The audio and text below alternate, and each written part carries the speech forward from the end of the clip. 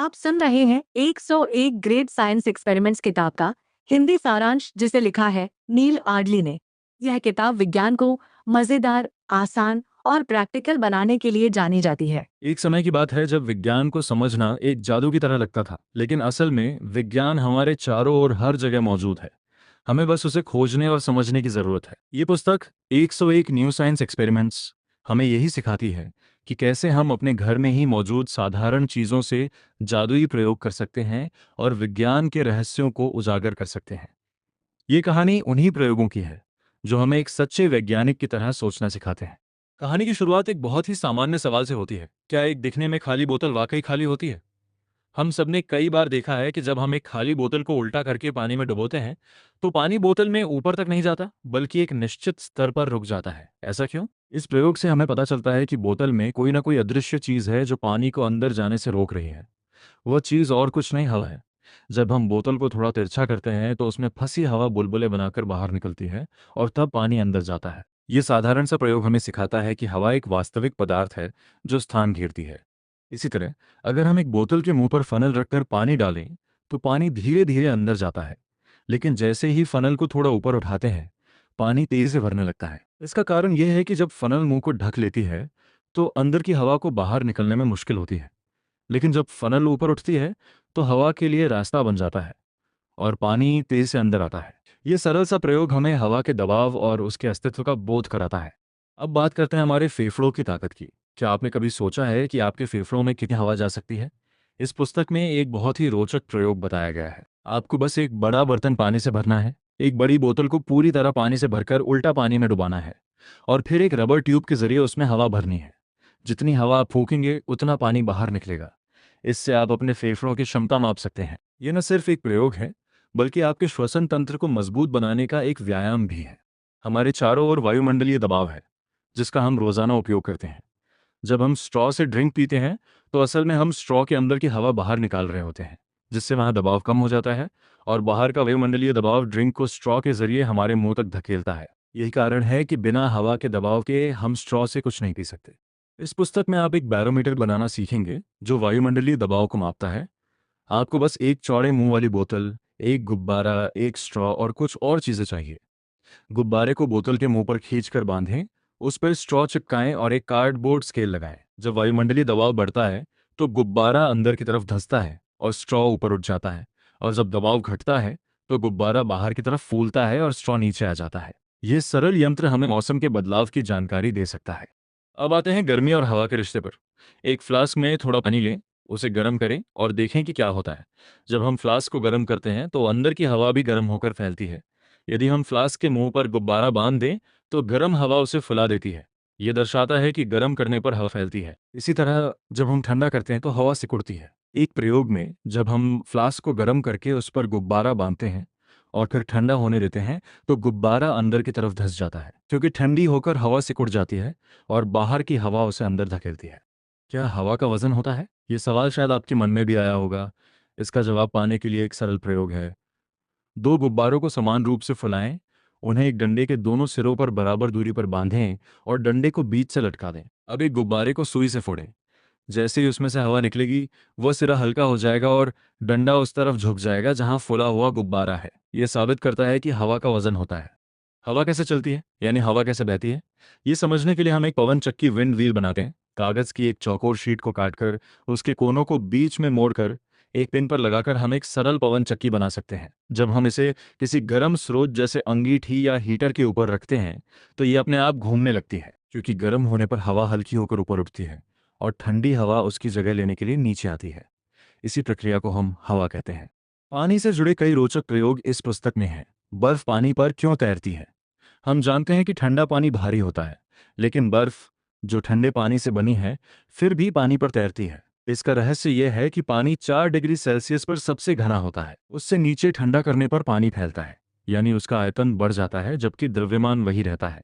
इसलिए बर्फ का घनत्व पानी से कम हो जाता है और वह तैरने लगती है। यही कारण है कि नदियां ऊपर से जमती हैं, लेकिन नीचे का पानी तरल बना रहता है, जिससे जलीय जीवन बचा रहता है। वाष्पीकरण एवापोरेशन क्या है? 3 एक जैसी तश्तरियों में 1 1 2 2 और 3 3 चम्मच पानी डालकर रख दें। कुछ देर बाद आप देखेंगे कि जिस तश्तरी में सबसे कम पानी था वह पहले सूखती है। यह प्रक्रिया है वाष्पीकरण। यह केवल द्रव की सतह से होता है। यही कारण है कि चौड़े मुंह वाले बर्तन में पानी जल्दी सूखता है। नहाने के बाद हमें ठंड क्यों लगती है? क्योंकि गीले शरीर से पानी वाष्पित होता है और वाष्पीकरण के लिए ऊष्मा की आवश्यकता होती है, जो वह हमारे शरीर से ले लेता है। इससे शरीर की सतह का तापमान गिर जाता है और हमें ठंड का एहसास होता है। तेज हवा और गर्मी का वाष्पीकरण पर क्या असर होता है? एक गील स्लेट के एक तरफ पंखा चलाएं तो वह तरफ पहले सूख जाएगी, क्योंकि तेज हवा पानी के अणुओं को उड़ा ले जाती है। इसी तरह एक तौलिया धूप में और दूसरा छाया में सुखाने पर धूप वाला पहले सूखता है, क्योंकि गर्म हवा के अणु तेजी से चलते हैं। संघनन कॉन्डेंसेशन की प्रक्रिया को समझने के लिए एक गिलास में ठंडा पानी और बर्फ डालें। थोड़ी देर बाद आप देखेंगे कि गिलास के बाहर पानी की बूंदें जमा हो गई हैं। ये वाष्पीकृत जल ठंडी सतह पर द्रवित हो गया है। बारिश कैसे होती है? यही प्रक्रिया है। सूरज की गर्मी से समुद्र और नदियों का पानी वाष्प बनकर ऊपर उठता है, ठंडी हवा में संघनित होकर बादल बनाता है और फिर भारी होकर बारिश के रूप में गिरता है। एक और रोचक प्रयोग है कोलेसिंग। कोलेसिंग यानी जमना। बर्फ के एक टुकड़े पर तार रखकर दबाव डालें। दबाव के कारण उत्पन्न गर्मी से बर्फ पिघलती है, लेकिन जैसे ही दबाव हटता है पानी फिर से जम जाता है। यही सिद्धांत आइस स्केटिंग में काम आता है। स्केटर के वजन से बर्फ पर दबाव पड़ता है, जिससे वह पिघलती है और उस पर फिसलना आसान हो जाता है। पानी की सतह पर तनाव सरफेस टेंशन भी एक अद्भुत घटना है। एक सुई को बड़ी सावधानी से पानी की सतह पर रखें तो वह तैरने लगती है। ऐसा इसलिए क्योंकि पानी के अणु सतह पर एक पतली फिल्म की तरह व्यवहार करते हैं। यही तनाव छोटे कीड़ों को पानी पर चलने में मदद करता है। केशिका क्रिया कैपिलरी एक्शन को समझने के लिए अलग अलग मोटाई की ट्यूबों को पानी में खड़ा करें। जितनी पतली ट्यूब होगी उसमें पानी उतना ऊपर चढ़ेगा। यही क्रिया पौधों में पानी को जड़ों से पत्तियों तक पहुंचाती है। प्रकाश के प्रयोग भी कम रोचक नहीं है। टोटल रिफ्लेक्शन पूर्ण परावर्तन को समझने के लिए एक जार में पानी भरें और टॉर्च की रोशनी डालें। थोड़ा सा दूध मिलाने पर रोशनी पूरे जार में फैल जाती है। दूध के कण रोशनी को परावर्तित करते हैं, जिससे जार चमकने लगता है। प्रकाश का अपवर्तन रिफ्रैक्शन एक और चमत्कार है। एक गिलास पानी में रखी चम्मच मुड़ी हुई दिखती है, या पानी से भरे बर्तन का तल उथला दिखता है। ऐसा इसलिए क्योंकि प्रकाश एक माध्यम से दूसरे में जाते हुए अपना रास्ता बदल लेता है। एक प्रयोग में एक बर्तन के तल पर सिक्का रखें और अपनी आंखें ऐसे रखें कि सिक्का दिखना बंद हो जाए। फिर बर्तन में पानी डालें और सिक्का फिर से दिखने लगेगा, क्योंकि पानी के अपवर्तन से प्रकाश की किरणें मुड़कर आपकी आंखों तक पहुंच जाती हैं। हमारी आंखें हर वस्तु का उल्टा चित्र बनाती हैं। ये सुनने में अजीब लगता है, लेकिन सच है। एक उत्तल लेंस जैसे मैग्नीफाइंग ग्लास से किसी दीवार पर बाहर के दृश्य का उल्टा प्रतिबिंब बनता है। हमारी आंखों का लेंस भी ऐसा ही करता है, लेकिन हमारा मस्तिष्क उस उल्टे चित्र को सीधा करके देखता है। दर्पण में प्रतिबिंब की दूरी का नियम भी एक सरल प्रयोग से समझा जा सकता है। एक दर्पण के सामने पिन रखकर और उनके प्रतिबिंबों को मिलाकर हम पाते हैं कि वस्तु और दर्पण के बीच की दूरी प्रतिबिंब और दर्पण के बीच की दूरी के बराबर होती है। प्रकाश का वर्णक्रम स्पेक्ट्रम। सूर्य का प्रकाश 7 रंगों से मिलकर बना है। एक गिलास पानी को धूप में रखें और उसके नीचे सफेद कागज रखें। आपको इंद्रधनुषी रंग दिखाई देंगे। यही सिद्धांत आकाश में इंद्रधनुष बनने का है। एक और मजेदार प्रयोग है। एक रंगीन चकती को तेजी से घुमाने पर वह सफेद दिखने लगती है, क्योंकि तेज गति में हमारी आंखें अलग अलग रंगों को पहचान नहीं पाती और उनका मिश्रित प्रभाव देखती हैं, जो सफेद होता है। हम विभिन्न रंग कैसे देखते हैं? कोई वस्तु लाल क्यों दिखती है? क्योंकि वह सफेद रोशनी के सभी रंगों को सोख लेती है, सिर्फ लाल रंग को परावर्तित करती है। यही कारण है कि हरी घास हरी दिखती है। गर्मियों में हल्के रंग के कपड़े क्यों पहनते हैं? 2 परखनलियों में ठंडा पानी भरें, एक को काला और दूसरे को सफेद कागज लपेटें और धूप में रखें। कुछ देर बाद काले कागज वाली परखनली का पानी अधिक गर्म होगा, क्योंकि काला रंग अधिक ऊष्मा सोखता है। सफेद रंग ऊष्मा को परावर्तित कर देता है, इसलिए गर्मियों में सफेद कपड़े पहनने से ठंडक मिलती है। ध्वनि के प्रयोग भी अद्भुत हैं। ध्वनि कंपन से पैदा होती है। स्केल को मेज के किनारे से बाहर रखकर दबाएं और छोड़ें तो कंपन के साथ ध्वनि सुनाई देगी। चिमटे को बजाने से भी ध्वनि होती है। ध्वनि को यात्रा करने के लिए माध्यम की आवश्यकता होती है। एक फ्लास्क में पानी गर्म करें, भाप निकालें और ठंडा होने पर उसमें घंटी लटकाएं। हवा निकल जाने के बाद घंटी बजती तो है, लेकिन उसकी आवाज सुनाई नहीं देती, क्योंकि निर्वात में ध्वनि नहीं चलती। अपने दिल की धड़कन सुनना चाहते हैं? एक वाय आकार के पाइप और रबर ट्यूबों से एक स्टेथोस्कोप जैसा उपकरण बनाएं और उसे अपने सीने पर रखें। आप अपने दिल की धड़कन स्पष्ट सुन सकते हैं। दौड़ने के बाद दिल की धड़कन तेज हो जाती है, क्योंकि शरीर को अधिक ऑक्सीजन की आवश्यकता होती है। पौधों से जुड़े कई प्रयोग हैं। क्या पौधे की जड़ हमेशा नीचे बढ़ती है और तना ऊपर?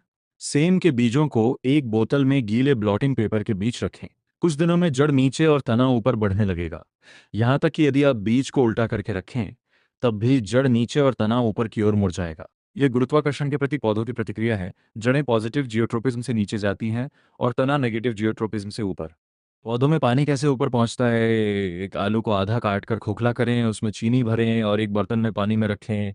कुछ घंटों में पानी का स्तर गिर जाएगा। यह ऑस्मोसिस की प्रक्रिया है।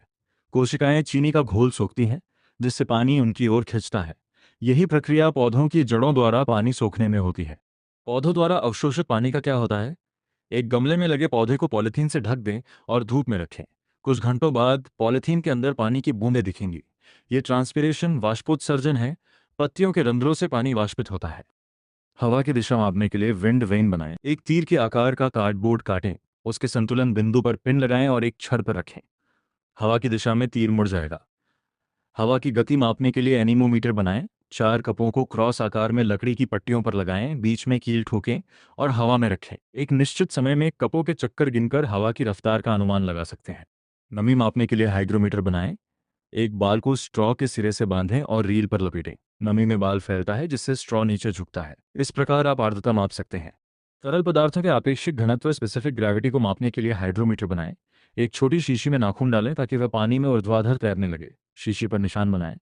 जब आप पानी चीनी मिलाते हैं तो शीशी अधिक ऊपर तैरने लगती है, जो घने द्रव में कम विस्थापन की आवश्यकता होती है।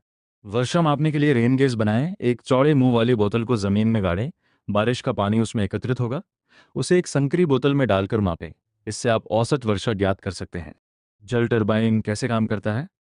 एक कॉर्क में निब लगाकर उसे बुनाई की सुई पर लगाएं और पानी की तेज धार को निबों पर डालें। टरबाइन घूमने लगेगा। प्रकाश की तीव्रता मापने के लिए फोटोमीटर बनाएं। एक कार्डबोर्ड पर मोमबत्तियों की छाया बनाएं। जब दोनों तरफ की छायाएं समान हों तो प्रकाश स्रोतों की तीव्रता बराबर होती है। एक साधारण माइक्रोस्कोप भी बनाया जा सकता है। टिन की पट्टी में 2 मिमी का छेद करें, उसमें पानी की एक बूंद डालें।